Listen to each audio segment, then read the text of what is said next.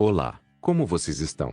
Eu espero que estejam bem. Hoje eu estarei dando continuidade ao meu vídeo anterior que eu tinha postado há uns dias atrás, onde o tema era refutando o Karma Up. Esse vídeo será a parte 2 do primeiro, e caso você não tenha visto a primeira parte do meu vídeo eu estarei deixando o link do vídeo no meu comentário fixado. Agora, sem muita enrolação, vamos para o vídeo. O ponto é que é impossível essa energia ter chegado até as estrelas e galáxias por vários motivos. O primeiro é porque no mangá mostra realmente de forma explícita que a energia percorreu uma distância e explodiu de forma omnidirecional. Então, é impossível ter chegado até as estrelas distantes.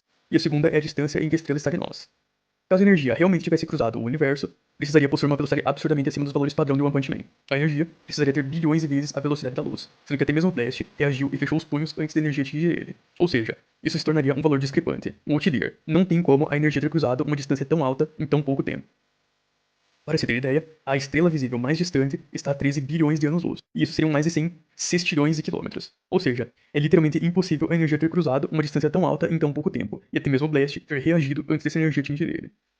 Vamos lá. Em nenhum momento o mangá mostra a distância exata que a energia tinha viajado. Nesse quadro que o Karma mostra no vídeo dele só vemos o centro da energia sendo redirecionada para o espaço, mas o quadro nem ao menos mostra até onde a energia tinha ido. No quadro seguinte só vemos a energia explodindo, mas sem saber a distância que ela estava. Mas o Karma simplesmente fala que a energia só tinha viajado a uma distância curta com base num quadro que só mostra o centro da energia sendo redirecionada pelo Blast e sua equipe. Isso não passa de uma falácia de generalização precipitada. Na verdade, esse quadro onde a energia explodir de forma omnidirecional, só comprova mais ainda que a energia destruiu as estrelas. Já que no quadro seguinte, quando vemos o buraco no espaço, é possível perceber que o formato desse buraco é igual ao formato da explosão omnidirecional que, como vocês podem ver, é um formato de círculo, o mesmo formato do buraco, ou seja, a energia do soco sério viajou até as estrelas e explodiu, causando esse rombo nas estrelas, o que faria muito mais sentido. Sobre o outro ponto que o Karma levanta no vídeo, onde ele diz que a energia não poderia ter chegado até as estrelas, já que para isso a energia teria que ter bilhões de vezes a velocidade da luz, citando que até o Blast reagiu a essa energia, logo não teria como ela ter essa velocidade. Eu sinceramente me pergunto se o Karma realmente leu o mangá. Não é querendo criticar o Karma, mas eu acho que ele devia prestar mais atenção nos argumentos dele. Enfim, voltando ao assunto. O Karma utiliza essas cam para dizer que o Blast reagiu ao ataque de energia do soco Seryu. Porém, isso está errado. Segundo o site da Visbattle, a velocidade de reação é a velocidade com que um personagem pode reagir, seja a um evento ou ação. Porém, como a própria página explica, caso um personagem saiba que um ataque vai acontecer e tome uma ação antes mesmo do ataque ser executado, como nesse exemplo da personagem A que usa uma minigun no personagem B, mas a minigun leva 1 ou 2 segundos para carregar e o personagem B ver isso e se esquiva, então isso será considerado esquiva de mira, e não velocidade de reação, já que o personagem B sabia que o ataque iria acontecer e já havia tomado uma ação. Velocidade de reação é reagir a um ataque que você não sabe que vai acontecer ou que acontece a uma distância muito curta. Se a gente volta um capítulo antes no mangá, onde o Saitama e o Garou estão prestes a socar os seus punhos um no outro, e logo na página seguinte é mostrado o Blast dizendo que essa energia destruirá a Terra, e no capítulo seguinte vemos o Blast tomando uma ação antes do Saitama e Garou criarem toda aquela energia, ou seja, em nenhum momento o Blast reagiu à energia. Ele apenas percebeu que a troca de soco entre o Saitama e Garou iria criar uma energia que destruiria a Terra. E por isso ele já havia tomado uma ação antes que a energia fosse gerada na Terra, já que a energia só havia sido gerada quando o Blast teletransportou o Saitama e o Garou para fora da Terra. Sendo assim, eu não vejo motivo para desconsiderar que a energia não tenha velocidade para chegar até as estrelas. Por último, o que refuta totalmente essa tese é o fato de que se realmente eles tivessem destruído estrelas a 13 bilhões de anos-luz da Terra, por exemplo, nós continuaríamos vendo as estrelas, e levariam 13 bilhões de anos até a luz final das estrelas chegar até nós. Isso significa que se uma estrela for destruída a 1 bilhão de anos-luz da Terra, por exemplo, essa informação demoraria 1 bilhão de anos para chegar até nós. Então, basicamente, é impossível que eles tenham criado um rombo nas estrelas naquele momento, pois mesmo se eles tivessem realmente as destruído, o céu continuaria estrelado durante bilhões de anos para nós. A luz que nós enxergamos dessa estrela, por exemplo, é a luz de quase 13 bilhões de anos atrás. Ou seja, nós literalmente não sabemos como essa estrela está nesse momento. E se usássemos um aparelho para visualizar essa estrela, veríamos como ela era há 13 bilhões de anos. Sendo assim, as melhores possibilidades de o que aconteceu foi que ou houve um desvio de fótons de luz, criando um buraco no vácuo, ou simplesmente a energia é intensa o suficiente para dobrar a luz. Considerando que isso foi o que aconteceu, dependeria da distância em que a energia percorreu para saber quanto tempo ela deveria levar para a luz voltar a atingir a Terra. Nesse ponto o Karma realmente está certo. Mesmo que o Saitama e o Garou tivessem destruído as estrelas, o céu ainda continuaria estrelado devido às limitações da luz. Esse tipo de evento levaria anos para ser visto por nós. No entanto, temos que lembrar que isso se trata de uma obra ficcional, então podemos facilmente presumir que essa destruição foi visível apenas para nós, os telespectadores e leitores do mangá, e não que isso destruísse a lógica interna da obra. Portanto, não é um erro grave ou ilógico, já que é um recurso narrativo. Afinal, se o Murata não tivesse mostrado o rombo feito pelo Saitama e o Garou, não teria como saber que eles destruíram estrelas. Além disso, eu já refutei essas duas teorias do Saitama ter possivelmente distorcido o espaço ou ter dispensado a luz das estrelas. Sendo assim, eu não tenho que ficar me estendendo muito a isso. Após esse painel, nunca mais foi mostrado que existia um rombo nas galáxias novamente durante a luta entre Saitama e Garou.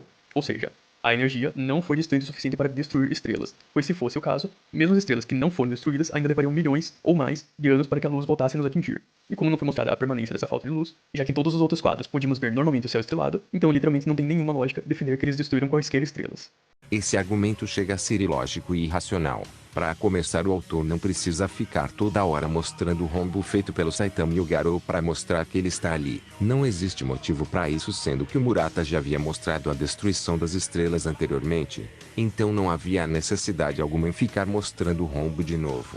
Sendo que o foco da história não era na destruição das estrelas que eles tinham feito. O Murata estava focado na luta do Saitama contra o Garou. O fato do buraco não ter aparecido nessas páginas não significa necessariamente que o Saitama e o Garou não tenham destruído nada. Apenas que o Murata não estava preocupado com o rombo ou simplesmente não quis que aparecesse por causa da batalha entre o Saitama e Garou. Além disso, a perspectiva de tamanho de cada quadro do mangá é diferente um do outro, e pode variar de cada quadro, podendo ter uma perspectiva mais grande e outras mais pequenas e limitadas. Não significa que só porque nesse quadro mostra toda a perspectiva das estrelas destruídas que todo e qualquer quadro do céu estrelado vai ter a mesma perspectiva de tamanho desse buraco, já que, como eu disse, às vezes o autor nem tá muito focado na destruição do cenário, mas só para não vir choro aqui nos comentários. Literalmente, quando Saitama volta no tempo usando a técnica de reversão da causalidade, é possível ver o mesmo rombo no espaço que o Saitama e o Garou tinham feito, e podemos ver nebulosas, que é basicamente o resto de estrelas destruídas. É inviável crer que o Saitama e Garou realmente destruíram estrelas e galáxias, e na verdade, isso faz sentido, pois caso eles realmente tivessem feito um rombo no céu, eles pegariam um nível multissistema solar para cima. E se realmente fosse esse o nível do feito, seria um outlier absurdo e eu vou explicar o motivo. O primeiro mais óbvio é que o Blast e os aliados dele viram a energia e afirmaram que iria apenas destruir a Terra. No mínimo, eles deviam ter medo da ameaça galáctica que eles estavam oferecendo. E caso realmente a energia fosse uma destruidora de galáxias, no mínimo eles deveriam mencionar que iria destruir tudo, ou a galáxia, o universo, ou coisas do tipo. E simplesmente não existe lógica em dizer que algo vai destruir a Terra, quando na verdade vai destruir a galáxia inteira, ou muitas estrelas. Além disso, esse ataque foi gerado logo no início do confronto entre o Garou e Saitama, isso quando eles ainda estavam mais fracos, e a energia foi gerada apenas pela onda de choque da colisão deles. Isso significa que um clash do Saitama e Garou supostamente deveria de ser nível galáxia, por exemplo, mas apesar disso, quando ambos vão para Júpiter e evoluem muito em seus níveis, eles não causam destruição nenhuma, sendo que não tem como argumentar que seria porque eles estão se segurando e contendo seus poderes, ou que isso seria apenas potência de ataque e não capacidade destrutiva, pois eles não possuem um sistema de energia como o Ki para permitir que eles ataquem sem causar explosões. Além disso, o espirro do Saitama só dispersa metade de Júpiter, o que é um feito de nível planeta grande apenas, e nem mesmo destrói o seu núcleo. Você pode dizer que é apenas um espirro, mas caso um soco comum dele pudesse destruir uma galáxia, não seria possível controlar a energia. Mesmo se ele usasse 1% do poder dele, ainda seria nível multissistema solar e destruiria todo o sistema solar com a Terra e tudo mais. E nem é suposição. Realmente, 1% do mínimo do nível galáxia é multissistema solar, sendo que o Saitama naquele momento tinha evoluído. Ele deveria estar muito mais forte, e esse 1% ou menos de energia deveria fazer um estrago absurdo.